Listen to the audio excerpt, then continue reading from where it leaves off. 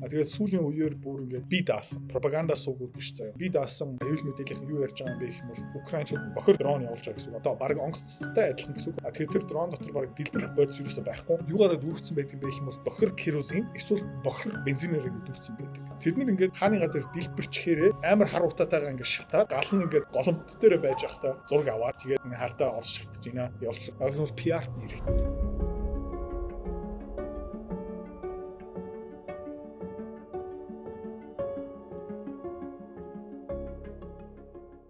Тэгээ Трампын постыг би уншиж ирсэн л та. Тэгээд эхний өгүүлбэр нь нефт өмнө хизээч байгаагүй түвшнөрөө урсж байгаа. Тэгэхдээ би танд хоёр дахь слайдыг үзүүлэх юм бол энэ хормосын хоолой байгаа. За өмнө нь 7 хоногт унджаар 540 хөлөг онгоц гардаг байсан бол одоо 67. 1 сарын 1-ээс 1 сарын 27 хүртэл 7 хоногт ойролцоогоо 500 хэдэн хөлөг онгоц явдаг байсан бол тэгээ одоо 2 сарын 28-наас 7 сарын 5 7 сарын 5 хүртэл дундчаар 67. Хаяа бүр 0. Гэхдээ хулгайгаар зөндөө юм гарсан л та. Тэ? Хулгайгаар зөндөө гарсан. Нууцаар зөндөө юм гарсан юм байна. Гэхдээ одоо нууцаар дахиж иранчууд ийм их юм гарахгүй хаа. Одоо хамгийн гол нь энэ тээвэрлэлтийн дэд бүтц буюу тээвэрлдэг ус онгоцноосоо илүү юу эрсдэл орж байгаа юм бэ гэвэл нөгөө үйлдвэрүүд дэд бүтц эрсдэл орж байгаа. Одоо Кувейт, Бахрейн гэх мэтчлэн ерөөхдөө одоо баг юм үлдчихэж байгаа юм да тий. Тэгээ UAE удахгүй бас энэ UAE-гийн Fujairah pipeline тэгээд Сауди Арабийн East West pipeline-ыг бас бодоо алгачих юм бол тэгэл ер нь бол дуусаа л та. Русын олоор чинь дэлхийн нийт 20% нефтний 20% гардаг шүү дээ. За 20%-ийн 89-88% гэдэг чинь дэлхийн нийт нефтний нийлүүлэлтийн бараг 16%, 17% байхгүй болсон гэсэн үг шүү дээ. Тий. За сая та Fujairah хэлт дурдж чинь одоо мэдгүй байгаа хүмүүст ерөнхийдөө бол Иран Арабын Эмиратын улстайгаа Fujairah pipeline-ыг бөмбөгдөн гэсэн юм бол мэдээлэл гарсан. Fujairah pipeline ер нь яагаад чухал юм бэ? Яг яадаг pipeline вэ? Одоо газын хоолой гэсэн үг шүү дээ, тий? UAE-гаас Уман руу ингээд явдаг pipeline нефтний хоолой гэсэн үг. Тэгээд тэр яаж байгаа юм бэ гэх юм Strait of Hormuz руу орох хэрэггүй. Тий? Жохон наан ерөөхдөө ингээд нефтээ зарж байгаа гэсэн үг. Тийм боломж гэсэн үг. За тэгээд тэр бол нэг өдрийн 2-3 сая пошк нефтийг ингээд олборлт тээвэрлж чаддаг хоолоо. Тэгээд Сауди Арабийн Yanbu pipeline East West билүү West East билүү East West pipeline өдрийн 6-аас 7 байхгүй. Тэгээ энэ хоёр байхгүй болчих юм бол тэгээ өдрийн 9 сая байхгүй болчих гэсэн. Тэгээд ер нь бол нефт бол нэг 120 130 доллар хүрэх магадлал бол байгаа шүү. Тийм эсэлээ. Тэр газын хоолойг мөн нефтний хоолойг дил авчих юм бол UAE, Saudi Arab, Ираны дэд бүтцийг бөмбөгдөн. Тэгээд тэрний дараа Иранчууд, Saudi Arab, UAE, Qatar тэр дэд бүтцийг ингээд бодоо олно. Тэгээд та зүгээр сонирхоод үзмээр байгаа юм бол Saudi Arab, Qatar гэх мэтчлэн улсын тэр Google Maps руу ороод нэг хараад үзчих заяа. Бүр ингээд дархан хот шиг том бүтэд бүтц байхгүй. Бүр нүсэр том. Тэр Qatar-ын нефт тий олборлоод ингээд хүрэгдэг тий LNG болгодог тэр бараг нэг жижигхэн дархан хот шиг адилхан юм баггүй нүсэр том зүгээр тэр чигтээ том дэд бүц тэрийг ингээд дил авчих юм бол мүд засагдахгүй. Хотын 1-2 хороолыг зүгээр бодоо олгоно гэсэн үг байхгүй амар том зүгээр Google Maps-д ороод хараад үзчих тий тэр Saudi Arabien Aramco-гийн томоохон нефтний үйлдвэр Qatar UAE-гийн тэр дэд бүтцийг хараад үзэх юм л амар том. Бүр төсөөлмөр байгаа том байна. Тэгэхээр Ираны дэд зэргийн албан юу хийж байгаа юм бэ гэх юм бол нөгөө Iranian Revolutionary Guard тийм Ayatollah-гийн доор эрх мэдлийн доор зэргийн албан батлан хамгаалтын хэсэг юу хэлсэн бэ гэх юм бол бид нар нефт газ зарахгүй юм бол хинч газ нефт зарахгүй шүү гэсэн утгатай юм хэлсэн. За тэгээд та нар манай дэд бүтцийг яах юм бол бид нар танаа дэд бүтцийг. Тэгээ Америкчууд дөнгөж сайхан юу хийж хэлсэн бэ гэх юм бол яг ус боловсруулах үйлдвэр биш гэхдээ усны худаг гүүр тэгээ жижиг цахилгаан станцуудыг бөмбөгдөд эхэлсэн. Өчтөр уржигтраас.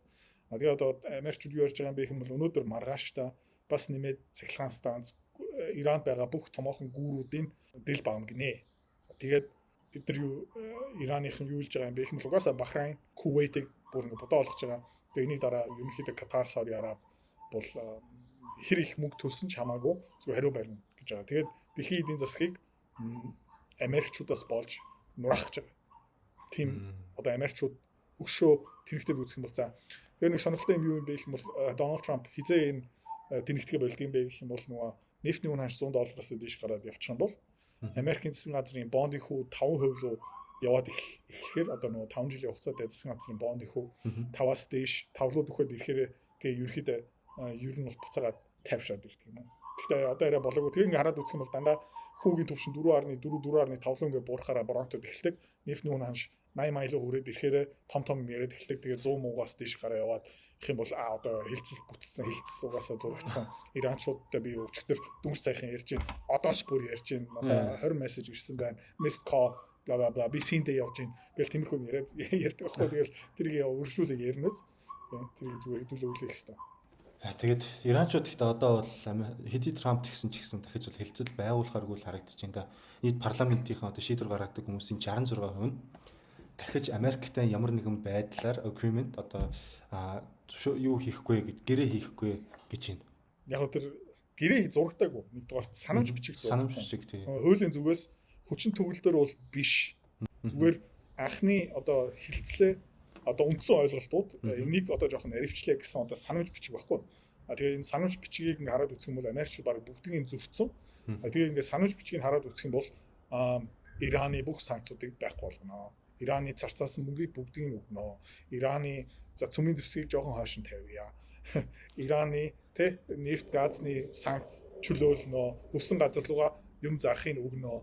Тэгээд янз бүрийн тэр санамж бичгийг хараад үзэх юм бол ер нь бол Ираны бүх мөрөөдлийг ингээ биелүүлсэн санамж бичиг байсан. Тэгээ хүмүүс бүгд энийг хараад иранчууд бас өөрөө энийг хараад юу бодсон бэ гэх юм бол ямар тэнэг юм бэ те бидний бүх мөрөөдөл одоо бэлүү бүх жимс юм уутай баг билууны дэлгүүртэй хамт биднэрт өгж байгаа юм байна да гэсэн юм байсан санамж бичиг байсан байхгүй. Тэгээд тэр санамж бичгийг уусаа Америкчууд хөндлөн гэсэн юм байхгүй. Ягаад тэр санамж бичгийг зурсан юм бэ гэх юм бол зүгээр төр зүртэй тэр нефт газны экспорт тий буцаага тэр хоолойг нээх гэж яасан байхгүй. Тэгэл нефтний үн ханш буцаага зар 60 хэдэн доллар руу унчаад Америкийн засгийн газрын хүү жоохон буурчаад доллар жоохон суларчаад ирэхээр тэгээ буцаага бөмбөгтэй байгаа байхгүй. Тэгээд угаасаа тодорхой. Гэхдээ хизээ нэгэн цагт одоо энийг англиараа good faith гэдэг нь шүү дээ. Одоо Америк Ираны хооронд санамж бичгийг ингээд харах юм бол сайхан сэтгэлээтэй ийм жигнэсээ ингээд гэрээний үндэслэл болгоё гэсэн юм угаасаа байхгүй байсан учраас Иран энийг ингээд ярьж байгаа. Гэхдээ хизээ нэгэн цагт Америкчууд жигнэсээ good faith үндэслэлтэй хилцлийн ширээн дээр ирэх юм бол Иранчууд угаасаа ярьж л таа. Гэхдээ тийм юм бий болохын тулд нэгдүгээрт Америкчууд тэр good faith хилцлээ зурх хэрэгтэй байхгүй. Ингээ Европыг хараад үзэх юм бол Америкийг хараад үзэх юм бол тэд нар жигнэсээ good faith үндэслэлтэй нэг гэрээ хилцэл хийсэн зурсан би барыг санахгүй. Хоордооч тийм, Оростойч тийм, Хятадуудтайч тийм, Ирантэйч тийм.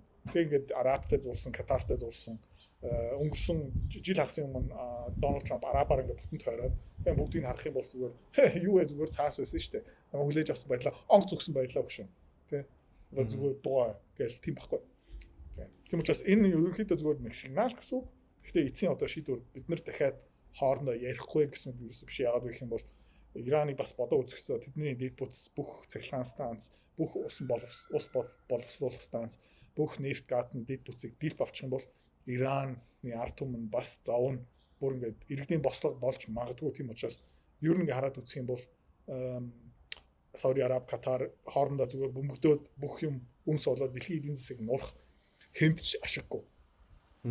Гэхдээ тийш үрж магадгүй. Дэлхийн 1 дугаар дайн, дэлхийн 2 дугаар дайн хараад үзэх юм бол яа хинч ашиггүй байсан. Гэхдээ тийш очсон л доо. Харамсалтай. Тэгээ том эгоонуудаас болж. Хойло сүүлийн эдэмжлэгүүдээр нөгөө дайгаа жоохон марцсан юм шиг санагдчихэв. Орос Украинд юу болж байгаа юм бэ? Украин бол Оросыг бол дахиад бөмбөгдөөд эхэллээ. Тэгээ надад энд хамгийн funny санагдсан юм надад яг энэ харуулж байгаа хоёр дахь постн дээр Glory to Ukrainian drones. Украин Слава Украина дрон. Гэтэ яг үндэ энэ чинь Украин дрон биш шүү дээ. Ер нь бол Украины нэг хүн тавч дарж байгаа. Гэхдээ ер нь бол Европын дрон гэж хэлж болно. Герман, Англи тэдний дрон тийм юм уу? Тэгээ одоо Оросын ер нь бол энэ нефтийн нөхцөл байдал яах вэ? Тэгээ ер нь бол өдрөө их төсөн бол муу. Угаасаа зуны хомсдол угаасаа ордог юм бэлээ. Оросууд яг байдал жоохон өндөрч байгаа. Гэхдээ Оросын нефтний дэд бүтцийг дэлд авахын тулд заяа нэг хэдэн хотыг бодоолох хэрэгтэй байхгүй. Окей. А тэгээд нэг нефт боловсруулах үйлдвэрийг ингээд бөмбөгдчих юм бол нэг сүртэй утаа гардгүй.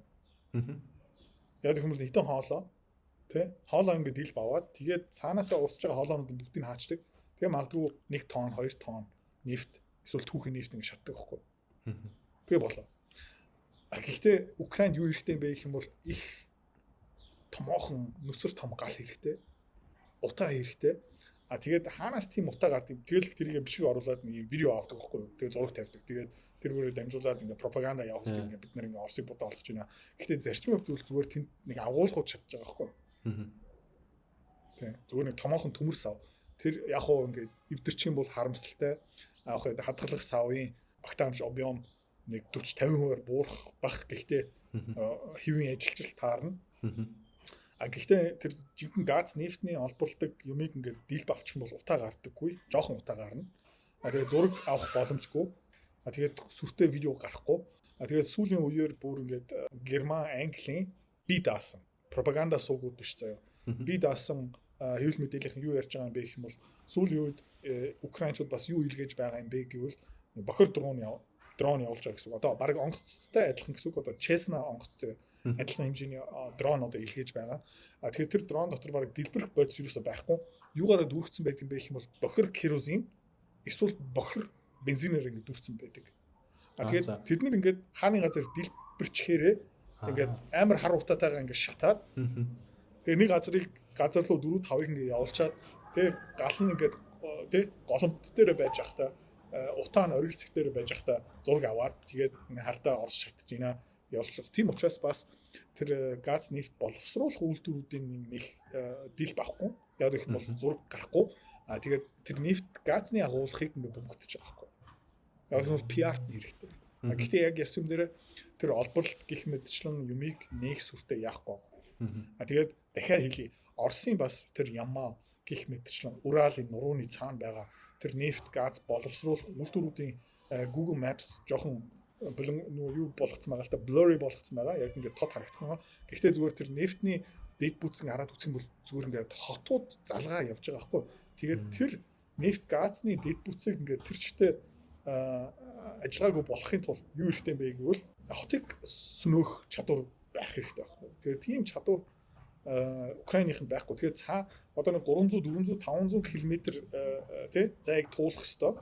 А тэгээд тэр дронууд юугаараа дүүрсэн байдаг гэх юм бол нэг бол түлшээр ингэ дүүрсэн байдаг. Ойрхон нэг 100 200 км жоохон батарейтай байдаг. А тэгээд ямар дрон юм бэ гэх юм бол зүгээр түлшээр дүүрсэн дрон байдаг гэхгүй. Тэгээд эцсийн одоо буудлын дээр очихдоо нэг дэлбэрэх юмыг сөнөөх эвдлэх одоо хүчин чадал байхгүй. Тийм учраас одоо ингэ шатж байгаа ингэ зураг видео ингэ харахаараа жоохон юу харах хэрэгтэй. Тэгээд Иран бас яг адилхан стратеги ашигласан. Тэ UAE, Saudi Arab гэх мэтчлэн яг олборлдог дэд бүтц Катар руу нэг удаа яасан. Катар ерөөхдөө яг пууж муужин илгээгээд тэнхтээд яваад 6 хэдэн тэрбум долларыг зарцаасны дараа иранчууд юу хийсэн бэ гэх юм бол Ираны тэр LNG дэд бүтцийг 2 шугамыг дэд будаа болгоцсон. Тэ ерөөхдөө тэр үйлдвэрийн хүчин чадлын 16 18% ингээд байхгүй болгоцсон. Гэхдээ яг тэр том үйлдвэрүүд рүү халтаагүй. Saudi Arab, Qatar, UAE гэх мэтчин Иран талдаа бас адилхан. Агуулгуудын шатаасан гоё ингээ утаа галтай зурагнууд орж ирсэн. Гэхдээ тий тэр Иран улсын газ нефтний олборлолт бол нэг хүндээр нөлөөлсөн байхгүй одоохон. Тийм учраас энийг зүгээр ингээд яг хөө ингээд за окей хэдэн агуулга шатж байна. Гоё зураг юм байна. Зеленский одоо дахиад PR хийх боломжтой. Баяр хүргэе.